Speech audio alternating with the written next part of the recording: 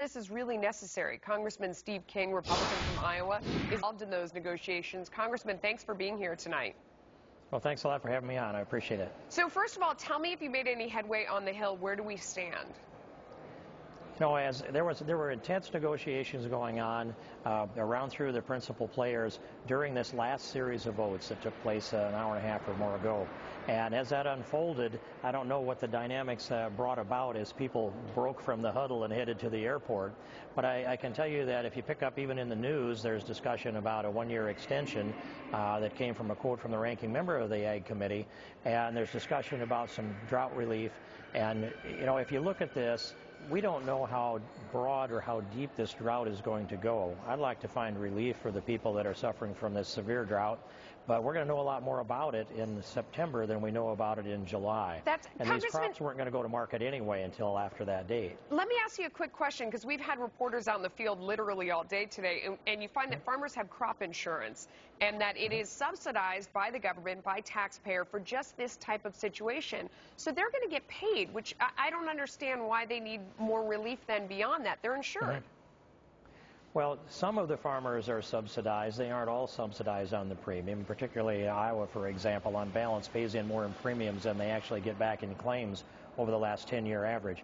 But farmers that are running a legitimate operation most often do have crop insurance. They should have. Not having crop insurance is the equivalent of not having property and casualty insurance for your house should get on fire. So I do understand that, but sometimes this drought goes so deep, so broad, that it hits people like livestock producers don't have that kind of insurance. There's not an insurance program to protect them.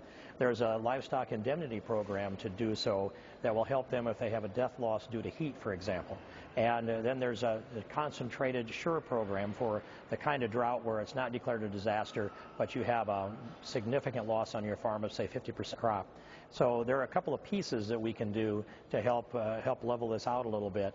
And my view is that some of that is deserving, probably not all of it, but we'll have a lot better idea on what the drought looks like in September than we see in July. I certainly have a lot of compassion for the farmers who are out there every day working so hard, but the viewers in our audience are looking at their grocery bill. We just did that before you came on, and they're already paying a higher price for food. It's going to go even higher. So they're worried about now their tax dollars are going to go out to try and support farmers as well. How big of a hit do you think the taxpayer is going to take to try and help out these farmers?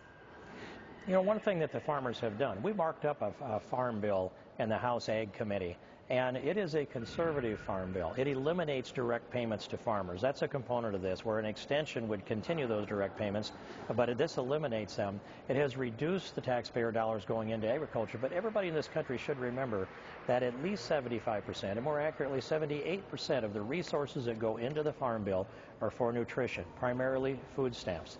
And the farmers in this country are carrying the political load for the food stamps in the country, as well as the minimal component that helps support stability within our ag production or ag prices. That's a great point. Whenever you see a dollar go out, 78 cents of it go to nutrition. That's absolutely a great point, and it's probably a discussion for another time. Do you want to put a quick number on how much you think that this drought is going to cost, how much assistance you're going to have to put out there? Do you have an estimate? You know, I better not take a guess at that on national television or anywhere else, but I'm happy to do the math and come back to you next week. Okay, let's do that. Thank you so much for coming on tonight. We appreciate it. Thank you very much. Jobless claims in